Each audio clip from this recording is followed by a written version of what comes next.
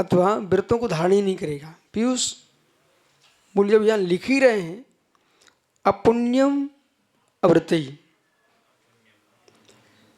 अव्रत हिंसा, झूठ, चोरी, कुशील, परिग्रह, इन 5 पापों में रक्त होने से पाप का बंध होता है, अपुण्य का बंध होता है, इन्हीं पाप का बंध होता है। बहुत सहज भाषा में शुद्ध सिद्धांत बोल दिया है। अब कोई का हमारा पुण्य छीण हो रहा है, पुण्य छीण हो तुम विषय तो भोग रहे हो, पुण्य छीण क्यों नहीं होगा? एक कुठीला होता है, कुठीला जानते हो? नाज रखने का, खोरिया बोलो, गांव देहातों में मिट्टी का बनता है, ठीक है। जैसे अपनी नाभि है, नाभि ऐसे सेंटर पे उसका एक छेद रहता है, ठीक है। अब पूरा भर दिया, आप क्या क्या बोलते राजस्थानी में? धान भर देते हैं और मिट्टी का बनता है बहुत बड़ा। चलो कोई बात नहीं। और आजकल ड्रम आने लगे हैं, कोठी। चलिए समझ गए ना सब मैं क्या बोल रहा हूँ? जिसकी जितनी आजकल कोठियाँ उसकी आने लगी हैं, स्टील की, टीन की, ठीक है। तो गांव देहातों में बहुत बड़ा मिट्टी का बनाते, छत तक लगता विशाल, ठीक है। उसमें भरते थे सामान। अब उसके अंदर एक छेद है, तुमने पूरा भर के रखा हुआ है, पर उस छेद को खोल दीजिए, बाकी आपका ये भरा है हमारा, कब तक भरा रहेगा? वो छेद खुला रहा ना, पूरा पूरा कोठा है तुम्हारा, कुटीला, टंकी खाली हो जाएगी। इसी प्रकार से तुम कितनी पुण्यात्मा के बेटा रहे हो, स्वयं का पुण्य लेके आए हो, परंतु छोटी उम्र में ही स्त्री सेवन, परिस्त्री सेवन, वेश्यावृत्ति, जुआ खेलना, मदिरापान, अशुभ अशुभ सप्त व्यसन करने लग गया। चिंता मत करो बेटा, तुम्हें स्वयं महसूस हो जाएगा हमारा पुण्य छीन हो जाएगा। स्वयं कहोगे हमारी शक्ति छीन हो गई है, स्वयं कहोगे हमारी ताकत नष्ट हो चुकी है।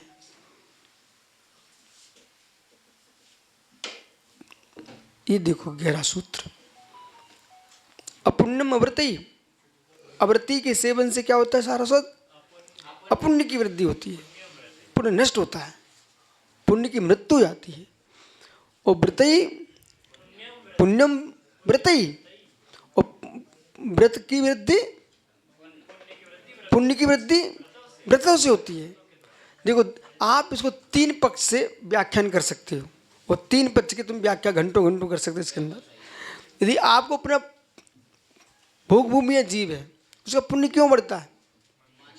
मंद कसा है, कोई व्रत नहीं पालता, मंद कसा है, भद्र प्रणाम, और भोग सीमित है, भोग सामग्री असीम है पर भोग सीमित है। क्या रहस्य? तीव्र कसाई के भोग अधिक होते हैं, भोग सामग्री बहुत है पर भोग कम भोग। और जो पुण्यक्षीण लोग हैं, आप देखो निम्न वर्ग के लोग हैं, पुण्यक्षीण हैं, भोग अधिक है।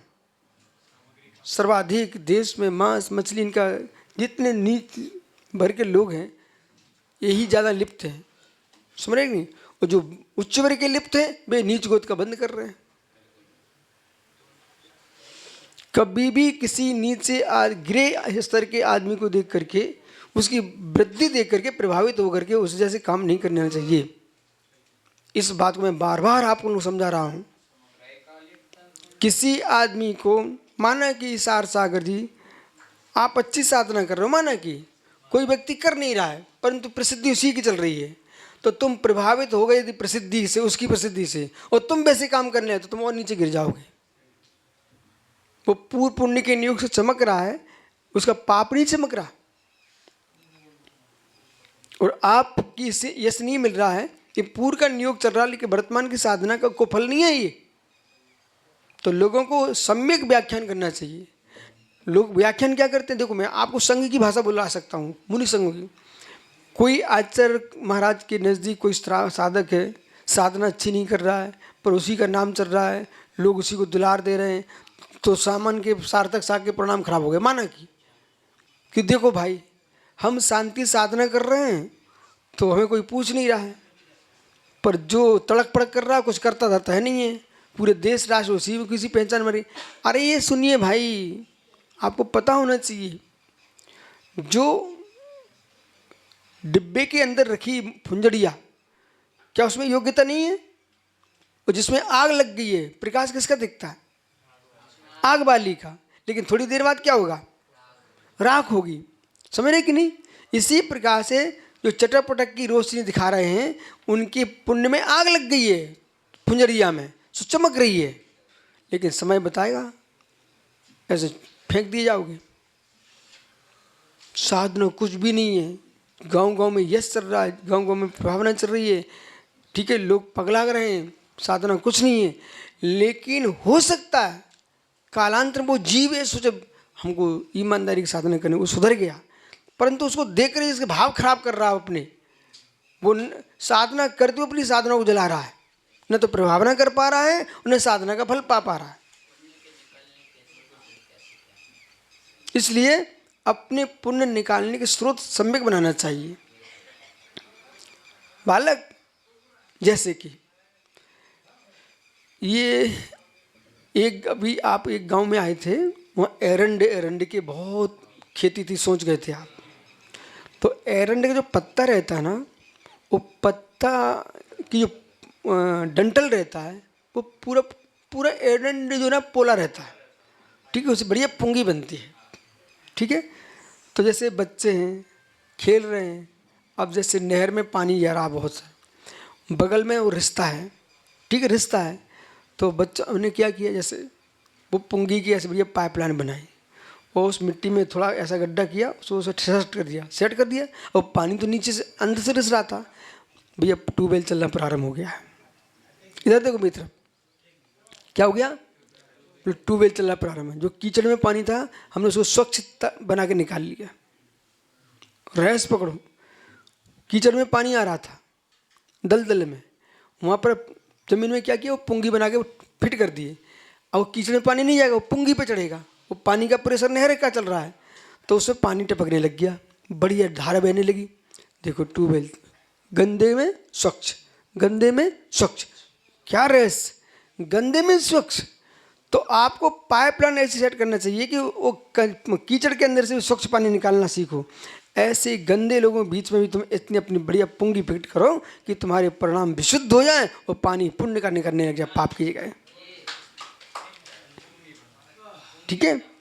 अब माना कि आपने एक बढ़िया सुंदर नलकूप खोदा, और जहाँ तुम्हारे घर के लोग सोच जाते थे, लघु शंका जाते थे, उस गड्ढे में तुमने उसका छेद कर दिया, वहाँ से पानी निकलवा रहे हो। ऐसे तुमने क्या किया, खूब पूजन पाठ किया, खूब धर्म किया, और सप्तवसनी के साथ रहने लग गए। तो तुमने अपनी सुंदर पाइपलाइन को खोला कहाँ? गटर में। तो फल रस क्या देगी? ये बेटा, ये देखो दृष्टांत व्याप्ति देखो, फल क्या देगी? गटर में तुमने खोली पाइपलाइन पानी की, तो फल क्या देगी? स्वाद क्या देगी? गंध क्या देगी? मल का।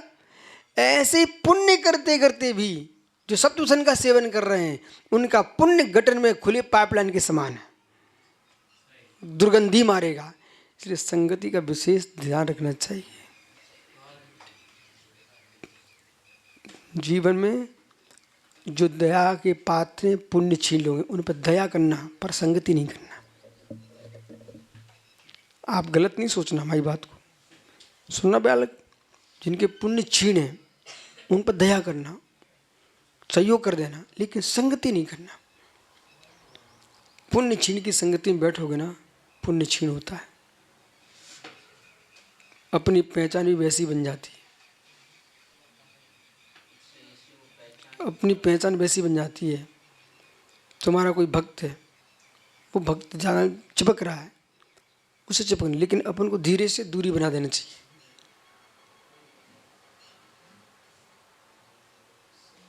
सड़े पत्तों से पान के पत्ते को दूर रखना पड़ता है, नहीं तो सारे पत्ते सड़ जाएंगे। ऐसे पुण्य छीड़ से अपने आप की दूरी बना लेना चाहिए। जिनके बारे में लोगों का सोच ठीक नहीं है, आपको तो सब रतन कांड में पढ़ा ही रहे, हम आपको सब पढ़ा रहे ना, इत्तुर का गमन, बिट्टू तिरसा, सारी बातें पढ़ी, आप इनसे दूरी बना के रखना चाहिए। ऐसी अपन को मालूम है व्यक्ति अपयश का पात्र हो रहा है, इसका अपयश फैल रहा है, हम उससे थोड़ी दूरी बनाएंगे। वो जीव द्रव्य है, भगवान आत्मा है, कभी ना सुधरेगा ना कभी ना कभी, उसका हम ध्यान तो रखेंगे लेकिन उससे हम दूरी बना के रखेंगे। जैसे जैसे समझो, जैसे सम्यक सागर, कभी घर में कोई क्यारी लगाई? नहीं लगाई, फूल फल वाल कुछ नहीं लगाया। जब अच्छा बढ़िया क्यारी अपने फूल का गमला रखते ना, मतलब तुलसी में पानी डालने जाए कोई बालक, वो दूर से नहीं डालता। कुछ पुष्प ऐसे पानी डालते सुगंध मारते हैं, तो हम पास से डालते हैं, ठीक है। लेकिन बेटा अर्थिंग का जो तार लगा रहता है घर में, उसे भी पानी डालते कि नहीं डालते? पर कितने पास से डालते हो? दूर से डालते हैं। तो जैसे अर्थिंग में पानी डालते हैं तो दूर से, क्योंकि कभी कभी वो लाइट कहीं बिजली उतर आई ना तो काम बिगड़ जाएगा अपना। तो अर्थिंग में पानी दूर से डालते हैं, पर जो पुष्प का गमला है उसमें पानी पास से डालते हैं। तो पुण्यात्मा को पास से पानी डालना चाहिए और पुण्य छीड़ को अर्थिंग जैसे पानी दूर से डालना चाहिए।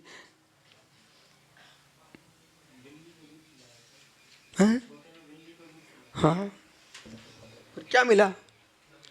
चूहे को पकड़ने वाली है वो तो। आइए, तो गजब, दोनों दृष्टांत ध्यान रखना। पुण्य छीड़ से उसको हीन भावना नहीं आना चाहिए, उसका सहयोग करना चाहिए अपन को, लेकिन हम दूरी बना के रखेंगे। दूरी नहीं बनाओगे तो तुम्हारा पुण्य नष्ट होगा, यश नष्ट होगा, और लोग तुमको भी उसी निगाहों में देखेंगे, क्योंकि आप वही मिलते ना हर समय, वही मिलते हर समय। तुम वैसे नहीं कियो तब भी तुम मदपाई के साथ रहोगे तो मदपाई ही कहलाओगे। इसलिए जिनके चार अनंत भगवान तक को तो आचार्य ब्रह्मदेव सूर्य ने कह दिया कुशील। बोले क्यों? ये योग के साथ रह रहे हैं इसलिए कह दिया कुशील, और अयोग केवली को कह दिया 18,000 शील की पूर्णता। तो सिद्धांतों को ध्यान रखना चाहिए। अब इस श्लोक का अर्थ सुनिए। संवेदनशील इलाका, बेटा ये तुम व्याख्या भी करोगे तो कहीं लोग तुमको भ्रमित ना कर दें, कहीं तुम लोग से भ्रमित ना हो जाए, कहीं आपसे द्वारा लोग भ्रमित ना हो जाए। वो क्या है? जगत क्या है? अपुण्यम अवृतई, अवृत्ति से अपुण्य का बंध होता है, और पुण्यम वृतई, और व्रत से पुण्य का बंध होता है। पर मोक्ष तयोव्यः, मोक्ष तभी मिलेगा दोनों का व्यय कर दोगे, न पुण्य होना चाहिए न पाप होना चाहिए। अब उन्होंने कहा कि तो फिर भैया व्रत से ही बंद होता है, अव्रत से ही बंद होता है, तो अवृत्ति तो छोड़ नहीं पा रहा है, व्रतों को धारण क्यों? भैया तो बंद ही तो होता है। अरे समझो ज्ञानी, अवृत्ति नाम मोक्षार्थी, मोक्षार्थी। अब ये बहुत कठिन शब्द आ गया, मोक्षार्थी। अवृत्ता नहीं हो, अवृत्ति के समान ही व्रतान पे तदत्येत, व्रतों को भी छोड़ देना चाहिए। मोक्षार्थी को, अब मोक्षार्थी को अब बैठ गया भाई अंकित मुमुक्षु, बोले विशु तो उसी का सरदार बन गया है। बोले जब छोड़ना ही पड़ता है व्रतों को तो व्रतों को धारण क्यों करना? मोक्षार्थी को व्रत छोड़ना चाहिए अवृत्ति के समान, ऐसा लिखा है इसमें। अब सुनो, बहुत बढ़िया प्रश्न किया इन्होंने। ये प्रश्न करना चाहिए कैसे छोड़े व्रत, तो व्रत कैसे छोड़े? अब इसका मतलब नहीं कि तुम कपड़े पहन के बैठ जाओ, इसका मतलब नहीं कि तुम शादी रचा लो, इसका मतलब कि चोरी करने लग जाओ। इसका तात्पर्य समझिए, व्रतों को भी छोड़िए। जैसे तुमने अव्रत से राग हटाया है, अवृत्ति के बंध से राग हटाया है, ऐसे व्रतों का पालन करते हुए, व्रतों में लीन होकर के, व्रतों के होने वाले पुण्याश्रव के हेतुओं से आपको विरक्त रहना चाहिए। व्रतों का पालन किए, व्रतों में राग का त्याग कर दीजिए, उससे तुमको मोक्ष मिलेगा। ये व्रत छोड़ने का मतलब है ना कि अवृत्ति हो जाना। समझ में आ रहा है ना? समय सार का पुण्य पाप अधिकार व्यक्ति समझ नहीं पाए, तो इस प्रकार से व्याख्या कर बैठे। भैया बंदी के स्थान है, ये मुनिचर्या से कैसे मोक्ष में? बंदी स्थान है। अरे अज्ञानी ज्ञानियों, तुम्हें तत्व का निर्णय करना आना चाहिए। जब व्रतों के राग से ही बंद मान रहे हैं तो विषयों के राग से मोक्ष कैसे मिलेगा तुमको? ए लंगोटाधारी लोटाधारी सोटाधारी लंगोटाधारी सोटाधारी, अर्ध नंगे अर्ध पहने, इससे मुझे मिल रहा है तुम सबको। तो व्याख्या सम्यक होना चाहिए, नहीं तो मालूम विशु कहे बोले भाई हम अच्छे हैं, धूप में तड़प तो नहीं रहे, गाड़ी में बैठ जाते हैं। तुम्हारा गाड़ी के जो ठंडाई है ना, वो तुम्हारे बंद का, घोर बंद का कारण है। धूप में चल रहे मुनिराज, एक काय क्लेश नाम का तप है, ये निर्जा का कारण है। ठीक है, व्रतों में राग ऐसे कि आप व्रती बन गए। अब भाई 24 घंटे अव्रतियों की अवेल नहीं करते रहो, पंडितों की अवेल नहीं करते, ऐसा नहीं करना अपन को। बोले क्या है पंडिताई से, व्रती बने नहीं है, व्रत लेना चाहिए, ऐसा नहीं। व्रत दो करुणा बुद्धि से, न कि अहंकार बुद्धि से। व्रतों का पालन करो वैराग्य दृष्टि से, न कि राग दृष्टि से। ठीक है, ये लक्ष्य होना चाहिए। 24 घंटे व्रतों का ठेंगुर नहीं डालना चाहिए। व्रत आपके ठेंगुर जैसे ना हो, व्रत पुष्प जैसे हो। कोई भी व्यक्ति, पशु को देख लो, गाय को देख लो, वो लकड़ी का ठेंगुर गले में डाल देते, डलवाना चाहते क्या? बोलो बोलो। और माला, कोई भी नेता हो, कोई भी अभिनेता हो, कोई भी धर्म का श्रेष्ठी हो, हर व्यक्ति माला पहनना चाहता है। तो व्रत ऐसे प्रदान करो कि लोगों को फूल की माला जैसे आनंद दें। ऐसे व्रत मत दो कि कोई उसको अपना ठेंगुर समझे। तुमने जबरदस्ती ये छोड़ दो वो छोड़ दो, बाद में बच्चे आए, गुरुजी उन महाराज जी ने हमसे त्याग करा दिया, अब आप हमका त्याग छुड़वा दो। मैं कह उन्हीं महाराज पास जाओ ना जो जबरदस्ती त्याग करा रहे हैं। देखो हमने तुम्हें जबरदस्ती नहीं की, आलू भी नहीं छुड़ाया तुमसे, तुम दिगंबर मुनि बन गए, अब आलू खाओगे क्या? तो पुण्य होना चाहिए। पुण्यात्मा के सामने त्याग के परिणाम होते बेटा सुब्रत सागर। पुण्य छीड़ के सामने त्याग के परिणाम भी नहीं होते, सब शांत हो जाते। तीर्थंकर भगवान पाद मूल में कैसे कैसे जीव जाते हैं, वो दीक्षा ले लेते हैं।